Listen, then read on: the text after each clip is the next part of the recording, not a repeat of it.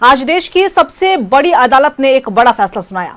अनुसूचित जाति के धर्मांतरण को लेकर सुप्रीम कोर्ट ने यह बड़ा फैसला सुनाया है और सुप्रीम कोर्ट ने कहा है कि अगर कोई अनुसूचित जाति का व्यक्ति हिंदू, सिख और बौद्ध धर्म के अलावा दूसरे धर्म को अपनाता है तो उसका एससी का दर्जा खत्म हो जाएगा। वो SC/ST एक्ट के प्रावधानों का पात्र नहीं होगा। समझिए इस रिपोर्ट में। धर्मांतरण के बाद अनुसूचित जाति का दर्जा होगा समाप्त। सुप्रीम कोर्ट का अहम फैसला, धर्मांतरण करने वाला SC/ST कानून के प्रावधानों का पात्र नहीं। हिंदू, सिख और बौद्ध धर्म के अलावा दूसरे धर्म को मानने वाला SC का सदस्य नहीं। आज का जो जजमेंट है वो बहुत ही ऐतिहासिक जजमेंट है। ये जजमेंट ये ले डाउन कर रहा है कि SC/ST एक्ट में कौन कंप्लेंट फाइल कर सकता है। ये दलित क्रिश्चियन के ब्रॉड इश्यू जो पेंडिंग है उससे रिलेटेड नहीं है। ये जजमेंट इतना बता रहा है कि SC/ST एक्ट में जो कंप्लेंट फाइल होती है वो एक व्यक्ति जो SC/ST होगा वही फाइल कर सकता है। सुप्रीम कोर्ट ने एक अहम फैसले में कहा कि धर्म परिवर्तन करने वाला व्यक्ति अनुसूचित जाति का दर्जा पूरी तरह से खो देता है। अदालत ने कहा कि हिंदू धर्म, सिख धर्म और बौद्ध धर्म के अलावा किसी अन्य धर्म को मानने वाला व्यक्ति अनुसूचित जाति का सदस्य नहीं माना जा सकता। सुप्रीम कोर्ट का ये कहना है कि क्योंकि आप कंप्लेनेंट जो था वो SC/ST से नहीं है, उसने क्रिश्चियनिटी एक्सेप्ट कर ली है, इसीलिए वो एक SC/ST के कैटेगरी में नहीं आएगा। जैसे सर ने कहा कि 1950 का कॉन्स्टिट्यूशनल ऑर्डर है। कॉन्स्टिट्यूशनल ऑर्डर ये बताता है आपको कि कौन SCs और STs होंगे। अगर उस कॉन्स्टिट्यूशनल ऑर्डर के डेफिनेशन में अगर आप नहीं आते हैं तो उस कंडीशन में आप एक दलित नहीं होंगे और इसीलिए आप फिर ये कंप्लेंट फाइल नहीं कर सकते।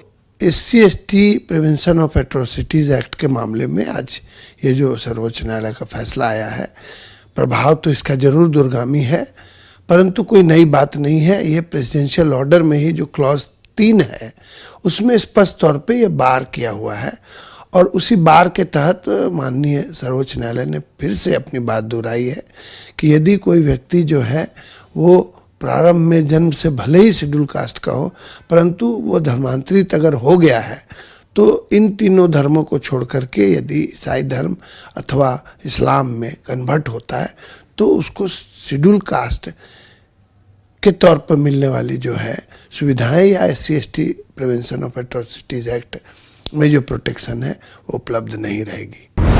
सुप्रीम कोर्ट के फैसले का दूरगामी प्रभाव पड़ने की संभावना जताई जा रही है। अब सवाल ये है कि क्या इस फैसले का असर अनुसूचित जनजाति या ST पर भी पड़ेगा।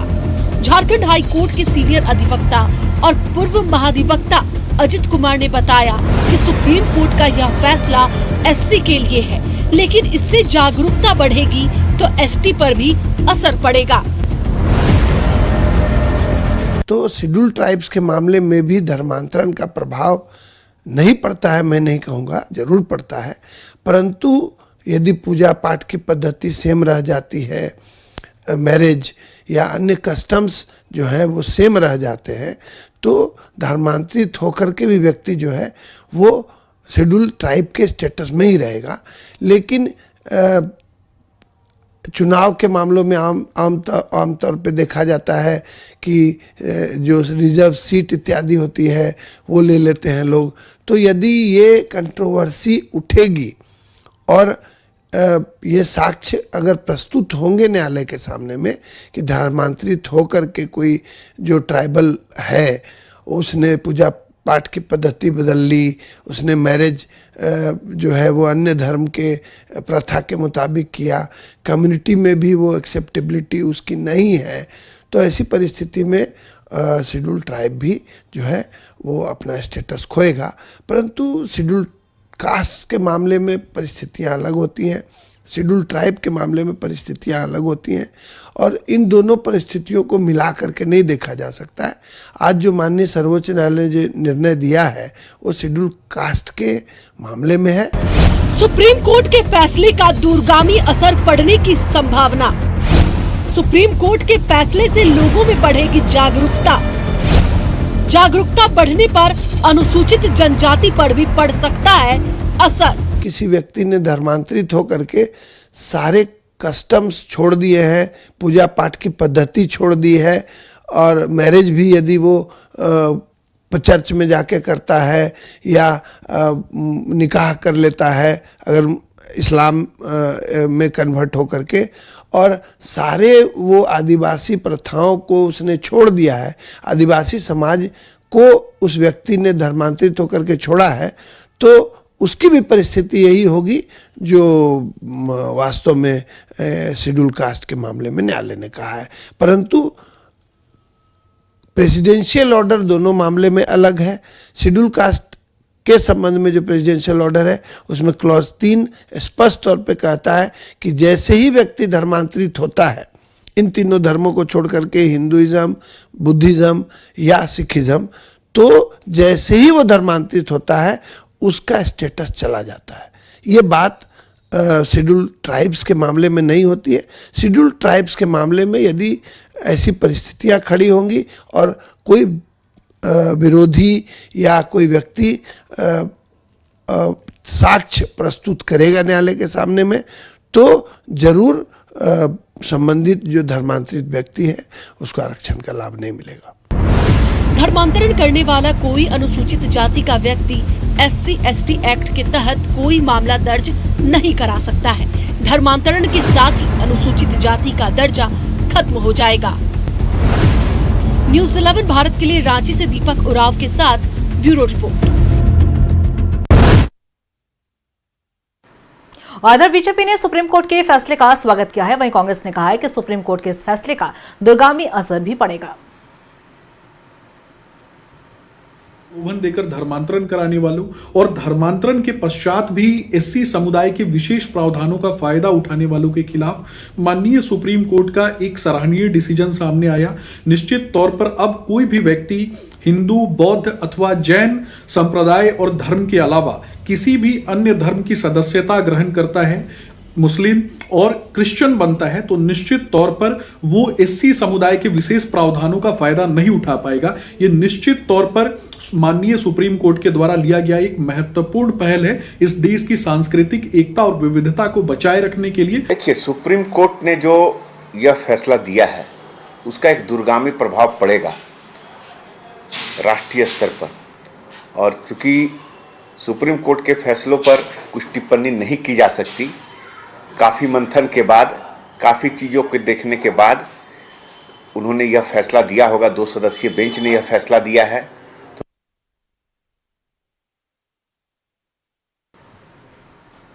तो देखिए, आज देश की सबसे बड़ी अदालत ने यह फैसला सुना है, जिसके बाद से सियासत में भी बयानबाजी हो रही है और आपने तमाम अधिवक्ताओं के बयान भी सुने। और ऐसे में आज न्यूज़ 11 भारत पर हमारे साथ चर्चा करने के लिए इस टॉपिक पर कांग्रेस आजसू से संजय मेहता जी हमारे साथ बने हुए हैं। संजय जी, आपका बहुत बहुत स्वागत है न्यूज़ 11 भारत पर।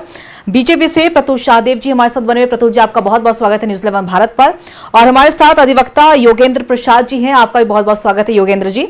सबसे पहले योगेंद्र जी के पास ही रुक कर लेते हैं। योगेंद्र जी, आपने सुप्रीम कोर्ट का फैसला सुना और तमाम बयान भी आपने सुने। ऐसे में इस फैसले को थोड़ा समझाएं, क्योंकि दर्शक भी जानना चाह रहे हैं, क्योंकि कहा जा रहा है कि जो भी धर्मांतरण के बाद है अनुसूचित जाति का जो दर्जा है वो समाप्त हो जाएगा।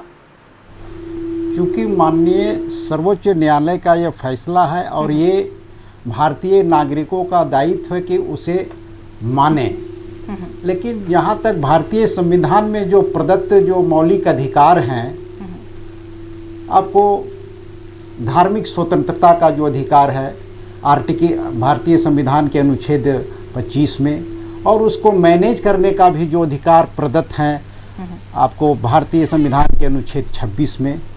और अगर आप भारतीय संविधान के प्रस्तावना में जाएंगे तो वो धर्मनिरपेक्षता की भी बात कही गई है। जो भारतीय संविधान के जो बेसिक स्ट्रक्चर है वो कभी तब्दील या उसमें किसी भी तरह का अमेंडमेंट नहीं हो सकता है। ऐसे हालात में यहाँ देखना होगा कि कास्ट और रिलीजन 2 चीज़ें हैं। वो क्या धर्म बदलने से जाति बदलेगी? एक दूसरी तरफ है सोशल जस्टिस। तो सोशल जस्टिस को अटेन करने के लिए कास्ट का जो रिकॉग्निशन है वो बरकरार रखना होगा। और डेमोक्रेटिक स्टेट में सोशल जस्टिस को अटेंड करने के लिए adequate representation from every section of the society की जो बात कही गई है उसका भी करना होगा।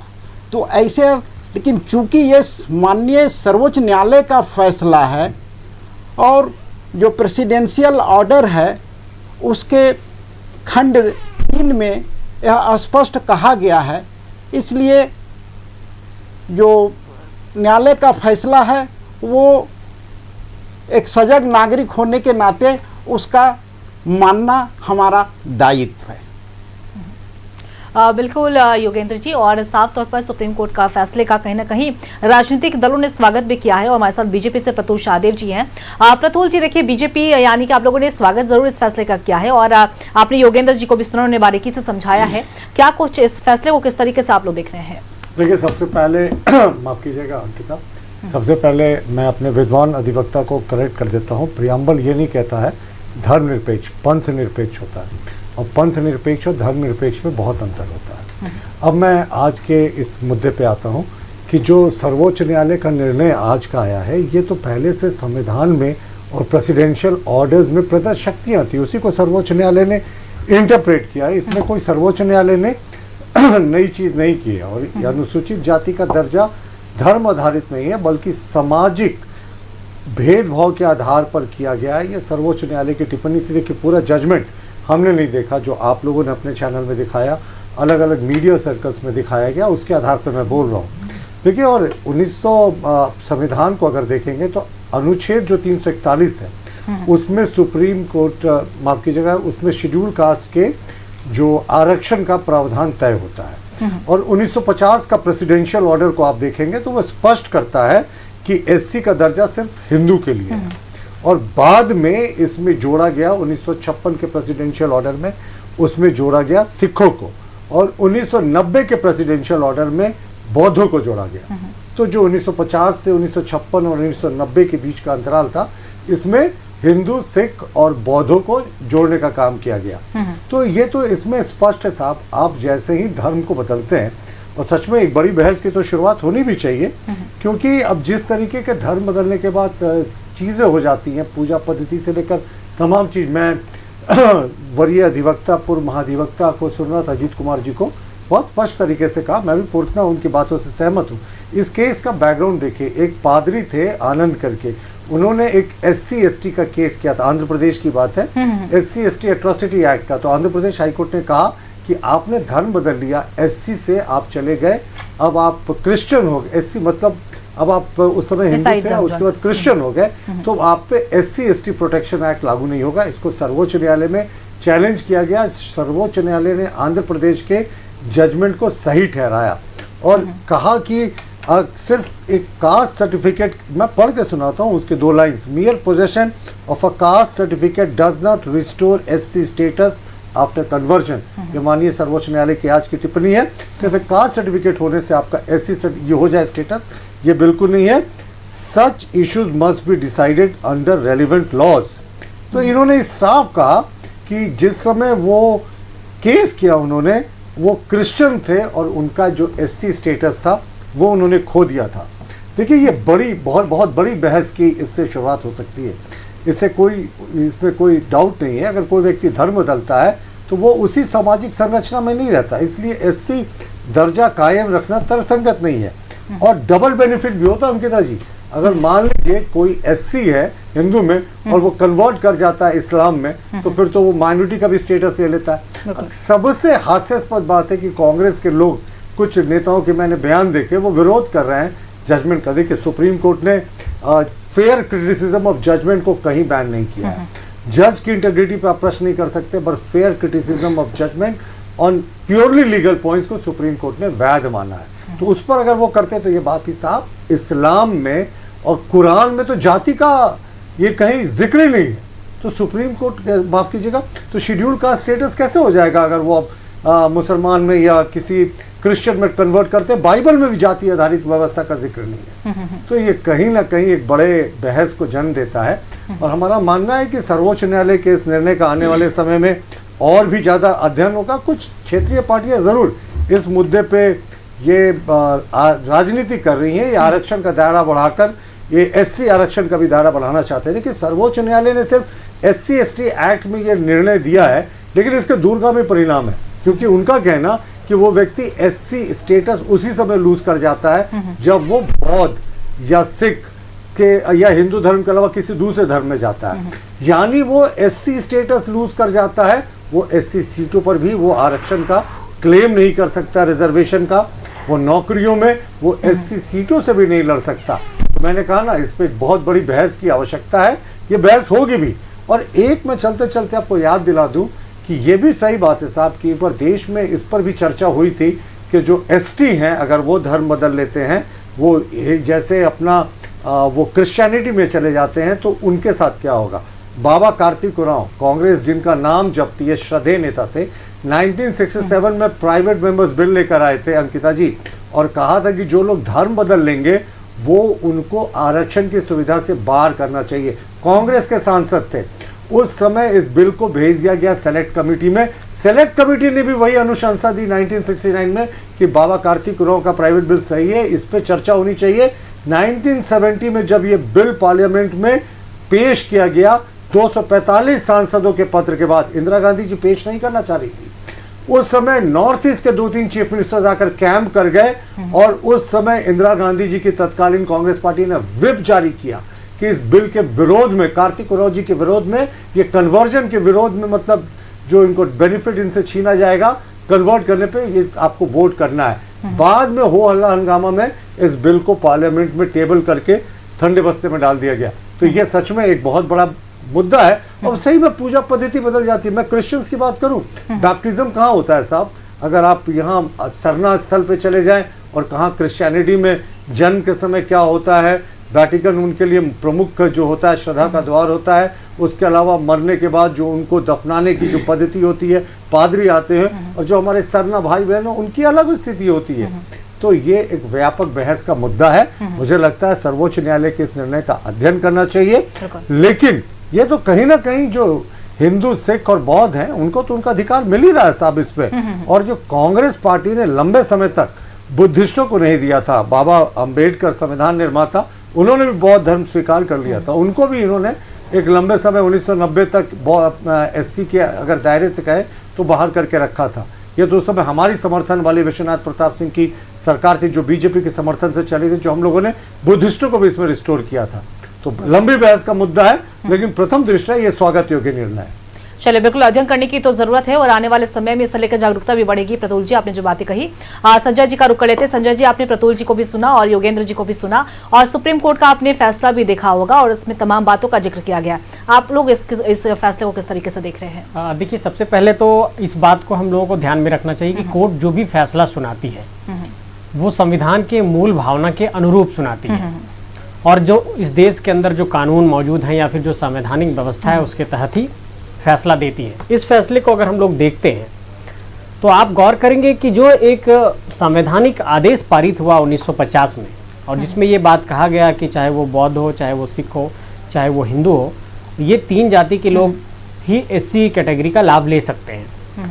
तो इस फैसले को बहुत आश्चर्यजनक रूप से नहीं देखा जाना चाहिए कि कोई एक बहुत बड़ा कुछ ऐसा फैसला आ गया है। और जो अभी जिक्र कर रहे थे प्रतुल सहदेव जी, 1956 और 1990 का, तो निश्चित तौर पर वो सही बात है कि 1950 में एक ऑर्डर आता है, और दूसरी बात कि उसमें ये व्यवस्था दी गई है कि ये कोई अपवाद नहीं, ये एब्सोल्यूट इसको बार माना जाएगा, मतलब ये पूर्ण प्रतिबंध है इस तरीके से। तो जब कोर्ट ने इस तरीके का फैसला दिया है और हाई कोर्ट के फैसले को सुप्रीम कोर्ट ने बरकरार रखा है, तो मुझे ऐसा लगता है, और सभी लोग इस पर, सबकी राय यही होगी, हालांकि जो हमारे विद्वान अधिवक्ता हैं वो इस बात पर चिंता जाहिर कर रहे हैं कि इस देश के अंदर जो किसी भी रिलीजन को प्रैक्टिस करने की जो स्वतंत्रता है उस पर क्या कोई बाध्यता आएगी, या फिर ये एक बड़ा चिंता का विषय हो सकता है। तो मुझे ऐसा लगता है कि ये जो SC क्लास के संदर्भ में ये जो फैसला सुप्रीम कोर्ट का आया है उसको संवैधानिक व्यवस्था के अनुरूप माना जाना चाहिए, और इसको किसी विवाद से नहीं जोड़ा जाना चाहिए। इस पर मेरी राय यही है। चलिए संजय जी, जो आपने बातें कही, और कहीं ना कहीं हम योगेंद्र जी से ये सवाल ले लेते हैं। योगेंद्र जी, अगर हम इस फैसले को देखें, एक तरफ अनुसूचित जाति को लेकर जो कहा गया सुप्रीम कोर्ट की ओर से, ऐसे में इसका संवैधानिक आधार क्या हो सकता है? देखिए, एक स्वयं सिद्ध सिद्धांत है कि although king is not under the subject but under the law and the God. तो भारतीय संविधान जो है हमारा सर्वोच्च कानून है, चाहे वो सुप्रीम कोर्ट हो, विधायिका हो, कार्यपालिका हो, न्यायपालिका हो, वो संविधान के दायरे में काम करना है और करते हैं। लेकिन जो मौलिक अधिकार दिए गए हैं उनको कभी भी किसी भी हालत में नज़रअंदाज नहीं किया जा सकता है। तो अभी जैसा हमारे प्रतुल सहदेव जी कह रहे थे, ये बड़ी बहस का मुद्दा है और अब जब कॉन्स्टिट्यूएंट असेंबली में इन चीज़ों पर जब बहस हुआ तो उन चीज़ों को भी अध्ययन करने की ज़रूरत है। ये जो माननीय सर्वोच्च न्यायालय का जो फैसला आया है उसके साथ में अभी तो मैं उनको देख नहीं पाया, मैं 5:30 बजे कोर्ट से निकला और फिर इधर आ गया। तो जो आर्टिकल 25 और 26 जो है कॉन्स्टिट्यूशन ऑफ इंडिया के, उसके दायरे में और जो प्रियम्बल ऑफ कॉन्स्टिट्यूशन में जो सेकुलरिज्म है, इन सुप्रीम कोर्ट का जजमेंट आर्टिकल 25, आर्टिकल 26 और प्रियम्बल में जो सेकुलरिज्म है, इन चारों पर बड़ी बहस की ज़रूरत है ताकि जो भारतीय नागरिक हैं और जो नेशनल इंटरनेशनल जो कोविनेंट्स हैं उनका सम्मान बरकरार रह सके। किनका इंटरनेशनल जी, थोड़ा समझाएंगे इस पर। अब देखिए UDHR है, उसमें फ्रीडम ऑफ रिलीजन है, universal declaration of human rights, जिसको इंडिया ने रेटिफाई किया है और वो हम पर बाइंडिंग है और उसी के दायरे में हमारे कॉन्स्टिट्यूशन ऑफ इंडिया में वो सब सारी चीज़ें समाहित की गई हैं। लेकिन इसमें एक बात जोड़ने की जरूरत है कि उस क्लाउज 3 को देखने की जरूरत है कि 1950 में जो आदेश पारित हुआ, संवैधानिक आदेश जो पारित हुआ, उसके क्लाउज 3 में इस बात को बहुत स्पष्टता के साथ कहा गया है कि ये जो 3 धर्मों का हम लोग जिक्र कर रहे हैं वही SC कैटेगरी का लाभ ले सकेंगे और उसके अलावा जो भी अगर आप जन्म से अनुसूचित जाति के अंदर आते हैं और आप चाहे सिख हैं, चाहे बौद्ध हैं, चाहे हिंदू हैं, तो SC कैटेगरी का आपको लाभ मिलेगा। लेकिन 1950 में पारित इस आदेश के क्लाउज 3 में साफ तौर पर ये लिखा गया है कि इन 3 धर्मों के बाहर अगर कोई भी व्यक्ति अगर अपने रिलीजियस प्रैक्टिस को चेंज कर लेता है, किसी दूसरे धर्म में चला जाता है, तो उसको SC कैटेगरी का लाभ नहीं होगा और SC ST का जो एट्रोसिटी एक्ट है वो इसको लागू नहीं होगा उसके ऊपर। और आप इसमें अगर आप देखेंगे कि संविधान का अनुच्छेद 341 जो है, अनुच्छेद 341 के तहत ही इस एब्सोल्यूट बार को पारित किया गया है, इस आदेश को पारित किया गया है।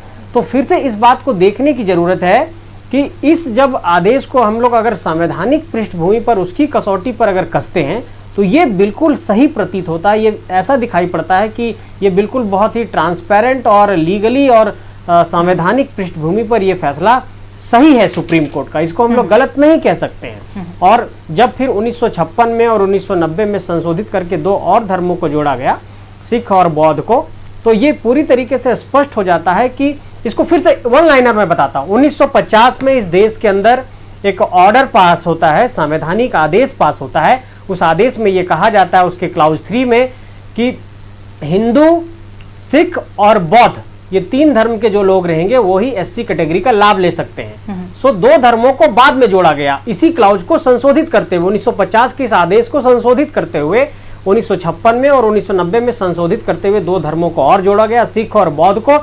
और उसके बाद ये बात स्पष्ट कर दिया गया कि इन 3 धर्मों के लोग ही SC कैटेगरी के माने जाएंगे। और अगर हम अनुसूचित जाति से संबंध रखते हैं और इन 3 धर्मों के अलावा हम किसी दूसरे धर्म में जाकर के सम्मिलित हो गए हैं, वो प्रैक्टिस करने लगे हैं, तो SC कैटेगरी का मुझे लाभ नहीं मिलेगा। यही इसका आधार है, इस फैसले का आधार यही है।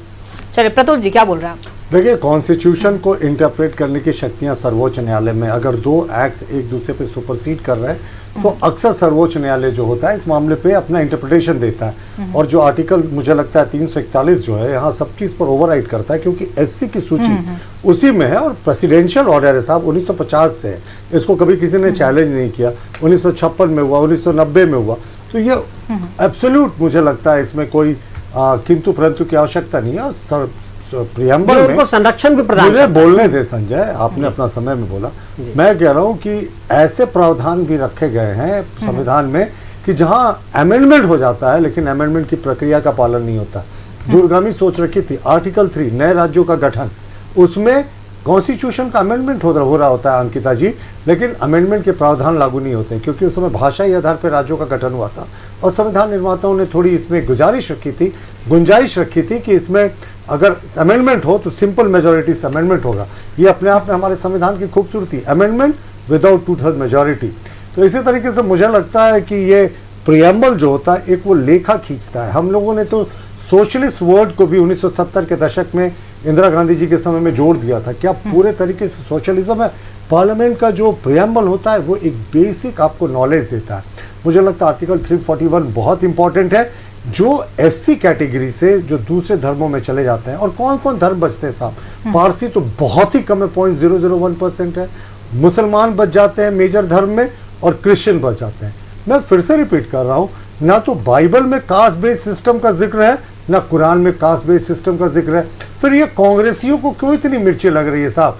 कहीं इन लोगों ने जिस तरीके से आजकल शेख, सईद और अंसारी के बीच का फासला बढ़ा दिया है साहब हाल के वर्षों में, ये बहुत ही सोचनीय वस्तु है कि जिस चीज को प्रॉफिट साहब ने भी नहीं कभी सोचा था, वहां मौजूदा मुल्लाओं ने इंटरप्रेट करके इस तरीके का कर दिया। और कांग्रेस को तो आपत्ति हो गई साहब। इन्होंने तो सर्वोच्च न्यायालय का शाहबानो केस के जजमेंट को कॉन्स्टिट्यूशन में जो माफ कीजिएगा जो कॉन्स्टिट्यूशन को इंटरप्रेट करते हुए कहा था कि मुस्लिम महिलाओं को भी भत्ता दिया जा सकता है। अंकिता जी, उस जजमेंट को इन्होंने जाकर पार्लियामेंट से वो सेट असाइड करके नया कानून बना दिया, सिर्फ कटमुल्लाओं के दबाव में कि मुसलमान महिलाओं को उनका भत्ता नहीं मिल सकता है अगर वो डिवोर्स देती हैं या पति त्याग देता है उनको। तो इस तरीके की चीजें कांग्रेस हमेशा से करती रही है। तो मुझे पक्का यकीन है कांग्रेस को बड़े पैमाने पर इस पर आपत्ति होने जा रही है। लेकिन प्रथम दृष्टया, मैंने फिर से कहा, पूरे इस जजमेंट के अध्ययन की आवश्यकता है। प्रथम दृष्टया ये बिल्कुल according to the spirit of constitution, और सर्वोच्च न्यायालय ने कॉन्स्टिट्यूशन को इंटरप्रेट किया। और जो ये SC/ST एक्ट का भले ही ये मामला हो, लेकिन सर्वोच्च न्यायालय का ये ऑब्जर्वेशन कि आप उसी समय SC स्टेटस लूज कर जाते हैं जिस समय आपका धर्म बदल जाता है, इसमें बहुत सारे बेनिफिट्स जो दूसरे धर्म में लोग जाकर डबल बेनिफिट लेते हैं, मैंने उदाहरण दिया, माइनॉरिटी का भी बेनिफिट उठाते हैं, SC का भी बेनिफिट उठाते हैं, ये बंद होना चाहिए। और सर्वोच्च न्यायालय की ये पहल है, ये सकारात्मक इसके परिणाम होंगे। कई कॉन्स्टिट्यूएंसीज भी हैं, मैं बोलिए तो नाम भी बता दूंगा, जहां लोग SC से बदलकर दूसरे धर्म में आ गए, ST से बदलकर दूसरे धर्म में आ गए। हालांकि ST का भी जिक्र नहीं हुआ है। कांग्रेस में बाबा कार्तिक उरांव का मैं पूरी कहानी आपको बता चुका हूं, और उनके संस्मरण है 20 साल की वो काली रात, वो पुस्तक भी पढ़ने लायक है यहाँ के पादरियों को, कि किस तरीके से पादरियों के दबाव में ST को जो कन्वर्ट करते हैं उनको स्टेटस अभी भी जारी रखा गया बाबा कार्तिक उरांव के विरोध के बाद भी। खैर, इस पर बड़ी बहस होगी, लेकिन हमारा मानना है कि सर्वोच्च न्यायालय का यह निर्णय संविधान की मूल भावना के अनुरूप है। और संविधान के जो 2 एक्ट्स अगर कहीं भी कॉन्फ्लिक्ट में लगते हैं तो सर्वोच्च न्यायालय ये इंटरप्रेट करता है कि आखिर कौन सा एक्ट जो है ये प्रोवाइड करेगा या प्रिवेल करेगा पूरे मैटर पे। कि सुप्रीम कोर्ट ने यह साफ तौर पर अपने फैसले में कहा है कि अगर कोई अनुसूचित जाति का व्यक्ति हिंदू, सिख और बौद्ध धर्म के अलावा दूसरे धर्म को अपनाता है तो उसका SC का दर्जा खत्म हो जाएगा, वो SC/ST एक्ट के प्रावधानों का पात्र नहीं होगा। और लगातार इस पर चर्चा हो रही है और हमारे साथ तमाम गेस्ट हमारे पैनल में जुड़े हुए हैं। और फिलहाल पटना से RJD से कुंदन राय जी हमारे साथ जुड़े हुए। कुंदन जी, आपका बहुत बहुत स्वागत है न्यूज 11 भारत पर। देखिए, लगातार चर्चा हो रही है सुप्रीम कोर्ट के फैसले पर, आप तक आवाज आ रही है कुंदन जी? देखिए कुंदन जी, आपने देखा होगा कि सुप्रीम कोर्ट का फैसला आया है और ऐसे में बीजेपी ने भी स्वागत किया है इसका। ऐसे में आपका और आपकी पार्टी का इस पर क्या कुछ कहना है? देखिए, सर्वोच्च न्यायालय का फैसला आई है। मैं सर्वोच्च न्यायालय के फैसले पर कोई टीका टिप्पणी तो नहीं करूंगा, लेकिन न्यायालय का जो भी फैसला आई है, इस फैसले पर सामाजिक वास्तविकता को भी देखने का जरूरत थी। सामाजिक वास्तविकता ये भी है कि ईसाई धर्म में जो लोग धर्मांतर करके ईसाई धर्म को अपनाते हैं, उस धर्म में भी सामाजिक वास्तविकता यही है कि दलितों को दलित के रूप में ही देखा जाता है। ये भी सच्चाई है। अगर ऐसा नहीं होता है तो वहां पर कैसे न्याय के लिए लड़ाई लड़ेंगे? वहां कैसे न्याय की लड़ाई लड़ेंगे? धर्म अलग चीज है और जाति जो है वो अलग चीज है। इस बात को भी समझना पड़ेगा। और ऐसे भी भारतीय जनता पार्टी की सरकार देश में चल रही है। भारतीय जनता पार्टी की सरकार वैसे भी दरारवादी सोच रखती है। और जब कोर्ट की फैसला आई है तो हम हमारी पार्टी का शीर्ष नेतृत्व, हमारे नेता आदरणीय श्री तेजस्वी प्रसाद यादव जी ने 65% आरक्षण की मांग रखा था। उस आरक्षण को खारिज हाईकोर्ट ने किया था। आरक्षण मांग को ही खारिज कर दिया गया। जब हमारी सरकार थी, 17 महीने की सरकार बनी थी बिहार में, गठबंधन की सरकार बनी थी नीतीश कुमार के साथ, तो यही हाईकोर्ट ने, यही न्यायालय ने तो खारिज कर दिया था। तो कहीं ना कहीं भारतीय जनता पार्टी का मिशन रहता है कि किसी भी स्तर पे निचले तबके, निचले जाति के लोगों को दबा दिया जाए, उसकी कहीं ना सुना जाए, उस पर आक्रामक स्वरूप रहे हमेशा। तो ये कहीं ना कहीं मैं समझता हूँ कि मनुस्मृति का प्रभाव तो है देश में, मनुस्मृति का प्रभाव है। जब कोई भी फैसला आए, कोई भी फैसला होता हो, तो उस धर्म में क्या वाकई जातीय समीकरण है या नहीं है, ये भी समझना पड़ेगा। तो ईसाई धर्म में ये सच्चाई है कि दलित को दलित के रूप में देखा जाता है, बहुजन को बहुजन के रूप में देखा जाता है। उस समाज में भी, उस धर्म में भी कहीं ना कहीं नीचे ऊपर, ऊंचली निचली कास्ट देखा जाता है। तो सामाजिक वास्तविकता और जो सामाजिक वास्तविकता का आधार है, उस आधार को भी एक नजर में रखना चाहिए था। चलिए कुंदन जी, जो आपने बातें कही, प्रतुल जी आप लगातार बोल रहे हैं और ऐसे में कुंदन जी जो बातें कही उसी से रिलेटेड एक सवाल भी रहेगा, क्या धर्म बदलने से जातिगत भेदभाव भी हो जाता है, जिस तरीके से कुंदन जी ने जिक्र किया है?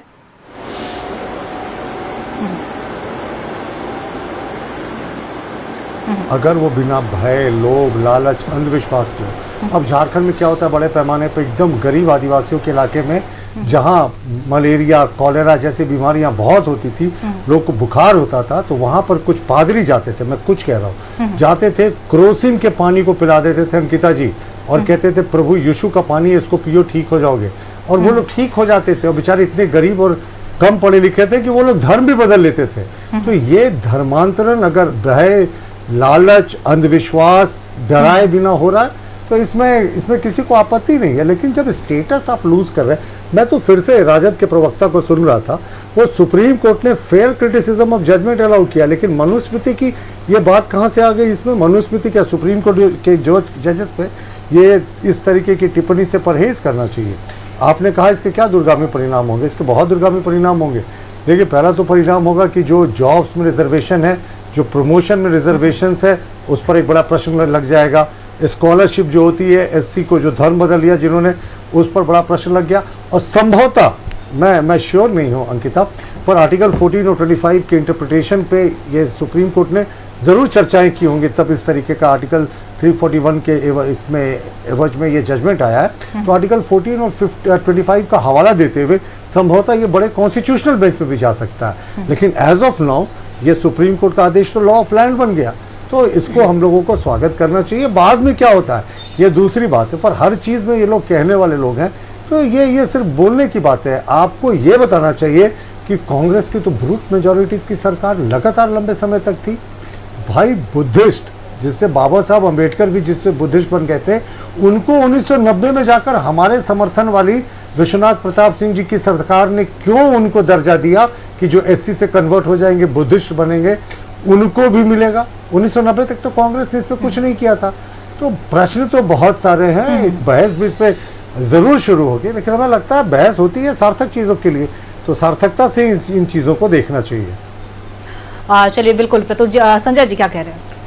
सबसे पहले तो अपने जो साथी हमारे कुंदन जी हैं, मैं उनको सुन रहा था, मैं उनको ये बताना चाहूँगा कि इस फैसले को लेकर के किसी भी प्रकार की ऐसी कोई राय जिसमें हम ये साबित करने की कोशिश करें कि ये फैसला गलत है या धार्मिक स्वतंत्रता पर कोई प्रहार है, ये सिरे से खारिज किया जाना चाहिए, क्योंकि ये सवाल इससे जुड़ा हुआ है ही नहीं।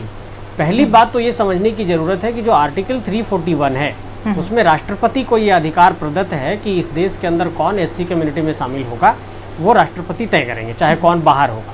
तो आर्टिकल 341 के तहत इस देश के अंदर जो अनुसूचित जातियों की सूची है वो तैयार है पहले से।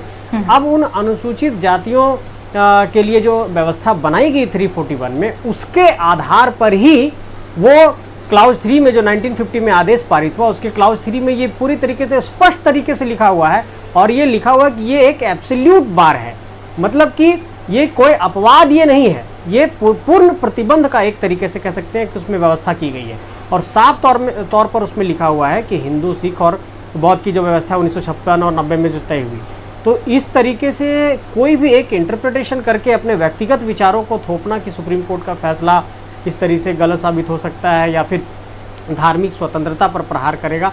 मुझे लगता है कि अपने संविधान की मूल भावना को कुचलने जैसा होगा। इसलिए इस फैसले को इसी रूप में देखा जाना चाहिए कि ये संविधान की मूल भावना के बिल्कुल अनुरूप है और संवैधानिक मूल्यों पर आधारित है।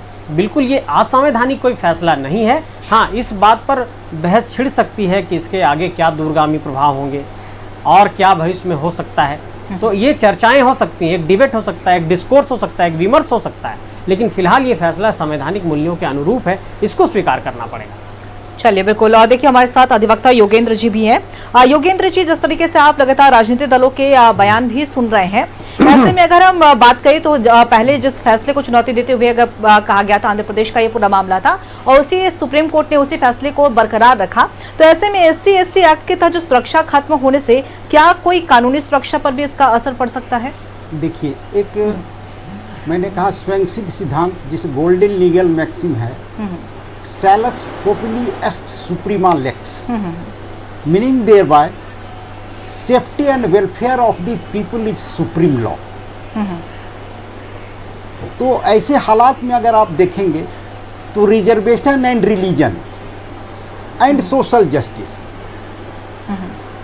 जब 1950 और फिर आप अगर देखेंगे कि 1956 में बाबा साहब जन्म से हिंदू थे, लेकिन तत्कालीन कुछ परिस्थितियां ऐसी थी कि वो उन्हें बौद्ध धर्म स्वीकार करना पड़ा और उन्होंने यह कहा था कि मैं हिंदू धर्म में पैदा हुआ, ये मेरे बस की बात नहीं है, लेकिन हिंदू रहकर न मरूं ये मेरे बस की बात है, और इसलिए उन्होंने बौद्ध धर्म स्वीकार किया। तब और उन्होंने सोशल जस्टिस की वकालत की, और सोशल जस्टिस का ऑब्जेक्ट था कि समाज के सभी वर्गों का हर क्षेत्र में समुचित प्रतिनिधित्व हो, इसलिए विधानसभा लोकसभा में सबको प्रतिनिधित्व मुकर्रर करने के लिए आरक्षण का प्रावधान किया। लोक नियोजन के क्षेत्र में जो 15 और 16 में व्यवस्थाएं दी गई हैं अनुच्छेद में, और वो जात के आधार पर जाति आधारित है। तो ऐसे हालात में ये जो सुप्रीम कोर्ट का जो फैसला है एक वो अंतिम है, लेकिन उसके आगे भी जो क्यूरेटिव पिटीशंस हैं या देश उसमें भी जो एग्रीव्ड पार्टी होंगे वो वहाँ जा सकते हैं। हो सकता है सुप्रीम कोर्ट इसको 5 सदस्यीय 7 सदस्यीय या जिस तरह से केशवानंद भारती केस में 13 सदस्यीय खंडपीठ बैठा था वैसा भी हो सकता है। एक बड़ा बहस का मुद्दा है, और चूंकि राष्ट्र और जनता के हित में जो अच्छी होंगी वही संविधान के द्वारा न्यायपालिका करेगी।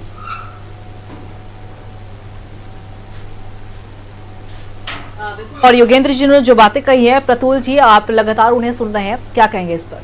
देखिए, सबसे पहले एक चीज़ मैं स्पष्ट बता दूं कि प्रेसिडेंट को एब्सोल्यूट पावर नहीं है भारत के संविधान में। अगर हम वो आर्टिकल भी देखें जिसके तहत प्रेसिडेंट को ये एडवाइस करने का है कि वो माफ़ कीजिएगा SC सूची जो बनती है आर्टिकल 341 में, उसमें प्रेसिडेंट को अगर अधिकार है तो प्रेसिडेंट के अधिकार को आर्टिकल 74 में डिफाइन किया गया है, जिसमें वो कहते हैं there will be a council of ministers headed by the prime minister. और जो संविधान का अमेंडमेंट 42 और 44 है उसमें साफ कह दिया गया है कि जो पहले एडवाइस थी कि काउंसिल ऑफ मिनिस्टर्स के एडवाइस पे प्रेसिडेंट चलेंगे, वो एडवाइस बाइंडिंग हो गई अंकिता, यानी वो एडवाइस को मानना पड़ेगा राष्ट्रपति जी को। हाँ, वो एक बार लौटा सकते हैं, लेकिन दूसरी बार जब आएगा तो इन संविधान संशोधनों के बाद उन्हें मानना पड़ेगा। मुझे नहीं लगता इसमें किसी तरीके का किंतु परंतु की बात है। और देखिए, सुप्रीम कोर्ट ने 2-3 पॉइंट्स को बहुत अच्छे से डील किया है।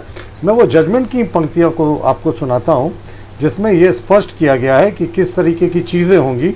और सुप्रीम कोर्ट ने कहा कि देखिए, जिस समय ये पादरी ने केस किया वो उस समय क्रिश्चियन थे, वो प्रैक्टिसिंग क्रिश्चियन थे, और वो असेंबलीज को हेड करते थे, एड्रेस करते थे, पास्टर थे।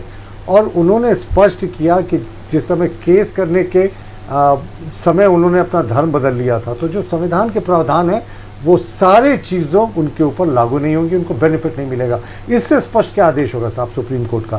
सारे चीज़ों को आपको क्या लगता है आर्टिकल जो फ्रीडम ऑफ रिलीजन और फ्रीडम ऑफ तमाम चीज़ें उनका चर्चा नहीं हुआ होगा? सुप्रीम कोर्ट ऐसे निर्णय नहीं देता, सारे पक्ष विपक्ष सबको सुनने के बाद सारे कॉन्स्टिट्यूशन प्रोविजंस का जिक्र करते हुए, जानते हुए कि कल ये संभवतः ये बड़े बेंच में चैलेंज हो सकता है, कॉन्स्टिट्यूशनल बेंच में चैलेंज हो सकता है, ये जजमेंट दिया गया एज ऑफ नाउ, ये तो लॉ ऑफ द लैंड है, तो ये तो मानना ही है सबको एज, जब तक कि इसको कोई बड़ा बेंच इसको सेट असाइड नहीं करता। तो हमारा मानना है कि सुप्रीम कोर्ट ने कोई नई चीज़ नहीं की, पहले से जो संविधान में प्रावधान थे कि बौद्ध, हिंदू और जो दूसरे धर्म के लोग हैं, सिख हैं, इनको छोड़कर कोई भी अगर एससी कम्युनिटी का व्यक्ति धर्म बदलता है तो उससे ये अधिकार एससी का छीन लिया जाएगा। यह मुझे लगता है कि ये एक अच्छा निर्णय है और इसका सबको तहे दिल से स्वागत करना चाहिए। अब ये नहीं होना चाहिए कि किसी पर्टिकुलर धर्म के लोगों को खत्म करने, खुश करने के लिए, तुष्टिकरण करने के लिए फिर से साहब इस पे बहस शुरू हो जाए। बहस करनी चाहिए पर तुष्टिकरण के नाते नहीं। और अंकिता, मैं फिर से लास्ट टाइम पूछ रहा हूँ, भाई मुझे कुरान का और वो बाइबल का अनुच्छेद बता दें जिसमें जातीय प्रथा का वर्णन हो। तो जिन धर्मों में जातीय प्रथा का वर्णन ही नहीं है वहाँ एससी साहब कहाँ से आ गए? तो धर्म बदलने पे अगर कोई एससी क्रिश्चियन बनता है और कोई ये दूसरे मुसलमान धर्म में जाता है, इस्लाम धर्म में जाता है, तो इनको कैसे आरक्षण मिलेगा? एससी का तो कोई जिक्र ही नहीं है साहब कुरान में और बाइबल में। जी चलिए प्रतुल जी आएंगे संजय जी आपके पास, पहले कुंदन जी का ही रुख कर लेते हैं। कुंदन जी, आप लगातार बीजेपी के प्रवक्ता प्रतुल जी को सुन रहे थे, उन्होंने साफ तौर पे यही कहा कि सुप्रीम कोर्ट के फैसले का सभी को स्वागत करना चाहिए, तुष्टिकरण नहीं। बिल्कुल, इसमें तुष्टिकरण की कोई बात ही नहीं है। और इन लोग का जब भी भारतीय जनता पार्टी का जब बात निकलती है तो सामने वाले को तुष्टिकरण साबित करने लगते हैं, जबकि ऐसा कोई बात नहीं है। ये इन्होंने कहा कि क्या बाइबल में कोई जातीय समीकरण या जातीय कोई भेदभाव का कोई जिक्र किया गया है? ये सच्चाई है कि नहीं किया गया है, लेकिन आप सामाजिक वास्तविकता को भी तो देखेंगे। क्या भारतीय जनता पार्टी में बैठे लोग और सरकार में बैठे लोग केवल और केवल इस अमन और शांति बिल्कुल नहीं चाहते हैं क्या देश में? मैं आपके ध्यान को केंद्रित करना चाहूंगा केरल की तरफ। केरल में बड़ी संख्याओं में जाति भेदभाव को देखा गया है। ईसाई धर्म में जाति भेदभाव को देखा गया है। तो ऐसे परिस्थिति को देखते हुए भी तो कोई विचार विमर्श करना चाहिए, नहीं करना चाहिए? करना चाहिए बिल्कुल। लेकिन जब सवाल खड़ी होगी, देखिए किसी भी धर्म में, मैं शुरू से कह रहा हूँ कि सामाजिक वास्तविकता को देखते हुए कोई फैसला हो तो वो स्वागत योग्य फैसला होगी। और मैं अभी भी कह रहा हूँ कि सुप्रीम कोर्ट की जो जजमेंट आई है, फैसला आई है, उसमें मैं सवाल बिल्कुल भी खड़ा नहीं कर रहा, लेकिन सामाजिक वास्तविकता पर भी सोचना विचारने की जरूरत है। और ये कह रहे हैं कि ये सुप्रीम कोर्ट का फैसला है, तो मैं आपके ध्यान एक तरफ और केंद्रित करना चाहूंगा कि भारतीय जनता पार्टी की सरकार जब से सरकार में आई है तब से कोर्ट के अवलोकन में जो ये खेल खेला इन्होंने, ये पूरा जग जाहिर है, पूरा देश देखा है, पूरे देश की जनता ने देखा है। मैं हर वक्त तो कह रहा हूँ कि वास्तविकता पर आकर के और उससे बात कर लीजिए। वास्तविकता क्या इनका जवाब क्या देंगे? अमन शांति उन्होंने कहा कि सुप्रीम कोर्ट के आड़ में हम लोगों ने जो खेल खेला, कौन सा खेल खेला? सुप्रीम कोर्ट के किस जजमेंट को? सुप्रीम कोर्ट के जजेस की इंटेग्रिटी पर आप प्रश्न कर रहे हैं साहब, ये कतई उचित नहीं है। ये एकदम मैं इसकी कड़ी निंदा करता हूँ कि सुप्रीम मुझे बोलने दें। देखिए तुष्टिकरण ने आपकी क्या दुर्गति कर दी है कि राजद जो अपने इतिहास के दूसरे सबसे कम सीटों पर सिमट गई है साहब। यही मुसलमान यादव समीकरण में आपका तो साफ हो गया सुप्रा बिहार में। अब तो बड़ा हृदय दिखाइए। चलिए बोलने दीजिए कुंदन जी को। आप कुंदन जी देखिए, अभी ये कह रहे हैं कि कम सीट पे सिमट गए। एसआईआर के नाम पे कौन सा खेल खेला गया है, ये पूरा जग जाहिर है। अभी बंगाल में भी खेलने की तैयारी इन लोग का चल रहा है। अब ये हर बात पर तुष्टिकरण की जाप करने लगेंगे। 7 बार एसआईआर हुआ अंकिता जी देश में, सामाजिक और ये सिर्फ आरजेडी को टारगेट करके किया गया। क्या ये मरे हुए लोगों के वोट से, क्या ये पलायन कर गए लोगों के वोट से, डुप्लीकेसी वाले वोटर लिस्ट के वोटों से और घुसपैठियों के वोट से जीतना चाहते हैं? असली मिर्ची तो इनको घुसपैठियों के नाम पर लगती है। मैं विषयांतर नहीं करना चाहता हूँ। सर्वोच्च न्यायालय का निर्णय प्रथम दृष्टया जो हम लोग जानते हैं इसका स्वागत करना चाहिए और बहस होनी चाहिए। बहस तो प्रजातंत्र में हमेशा स्वागत योग्य है। मैं काबिल साथी से पूछना चाहता हूँ कि अगर हर विधानसभा क्षेत्र में जो ये एसआईआर के नाम एसआईआर में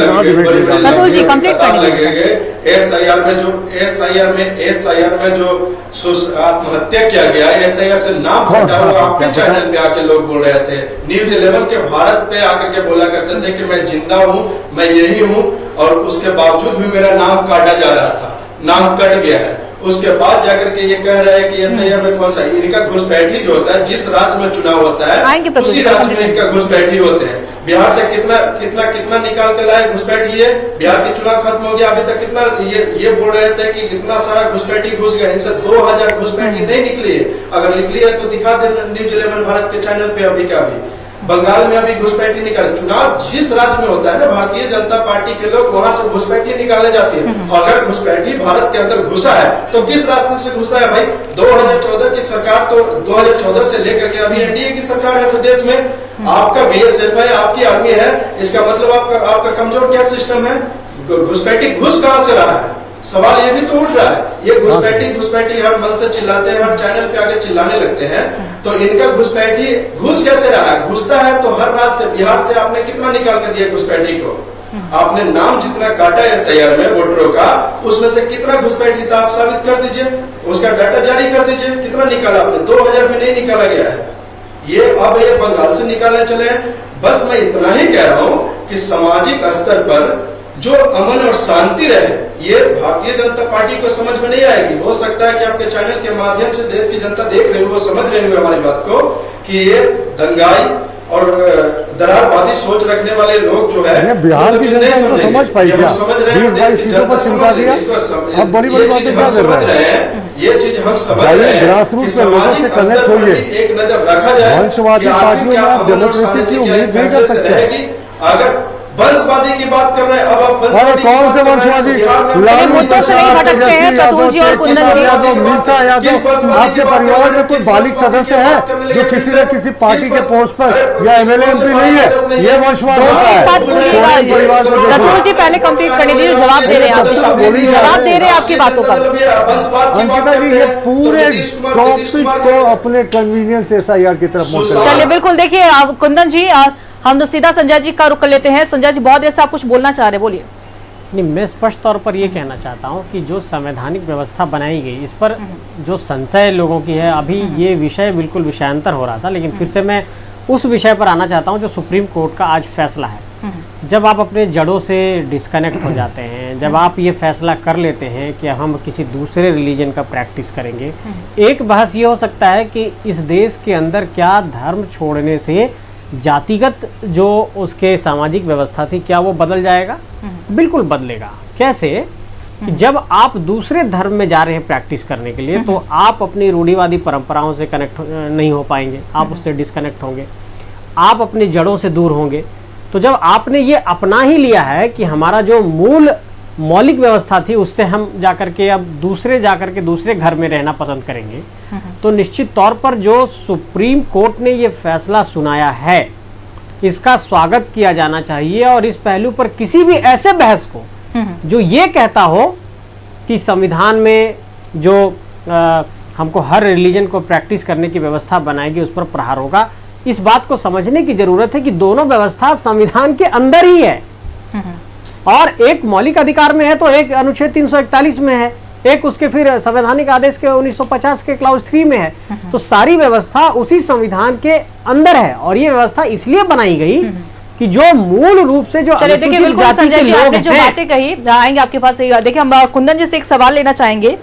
कुंदन जी, देखिए, हमेशा हमने लालू प्रसाद यादव की जब बात होती है तो दलितों के अस्तित्व की वो हमेशा सोचते हैं, चाहे उनकी सरकार रही हो या फिर नहीं हो। फिर इस फैसले का तो तहे दिल से तो स्वागत करना चाहिए, और इस फैसले तो उनका अस्तित्व जो है, अगर हम अनुसूचित जाति की बात करें तो संतुलित ही होगा। बिल्कुल, फैसले का स्वागत हम अभी तक हमने कहा है क्या? हमने कहा ही नहीं कि यह फैसला गलत है। मैं ये कह रहा हूं कि सामाजिक स्तर पर भी देख करके फैसले किया जाना चाहिए। क्या इस फैसले से समाज में एक संतुलन बनी रहेगी? क्या समाज में शांतिपूर्ण ढंग से सब कुछ सुचारू रहेगी? केरल की उदाहरण उठा के देख लिया जाए कि ईसाई धर्म में जाति भेदभाव कितनी ज्यादा वहां देखने को मिलता है, लगातार वहां देखने को मिलती है। तो कहीं ना कहीं शांति, अमन शांति का भी एक नजर में रखा जाए। लेकिन अभी हम तो साफ साफ कह रहे हैं कि भारतीय जनता पार्टी की सरकार दरारवादी सोच रही है, हमेशा बांटने की बात कर रहे हैं।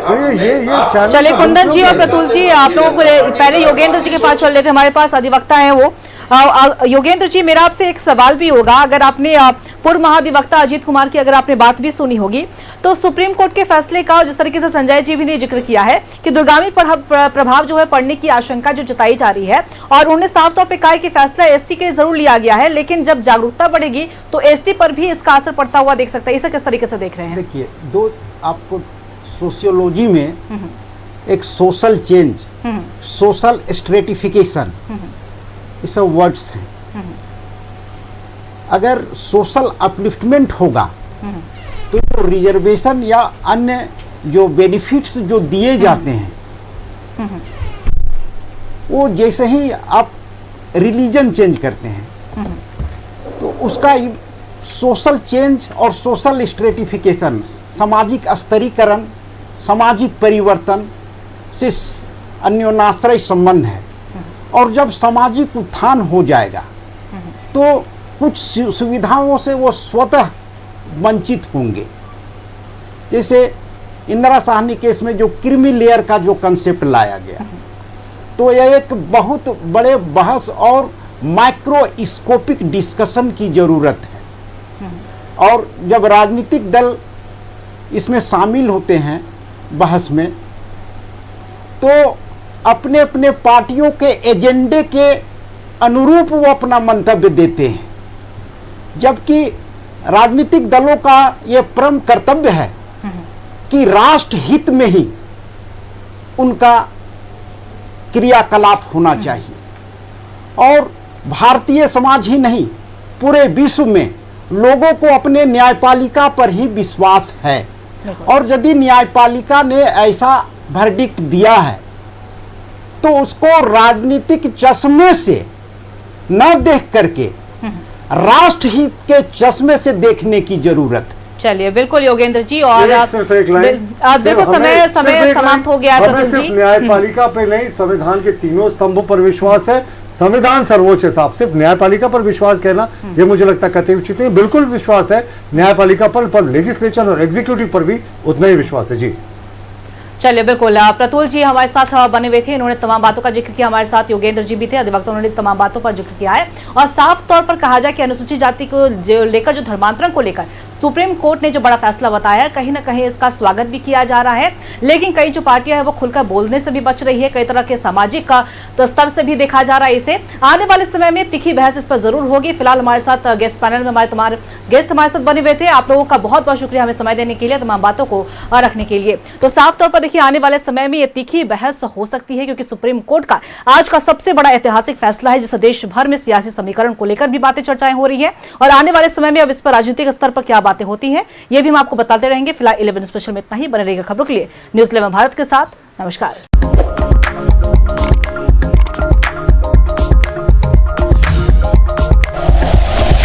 Like and share videos, subscribe करें हमारा चैनल और प्रेस करें बेल आइकॉन। न्यूज़ 11 भारत, सच है तो दिखेगा।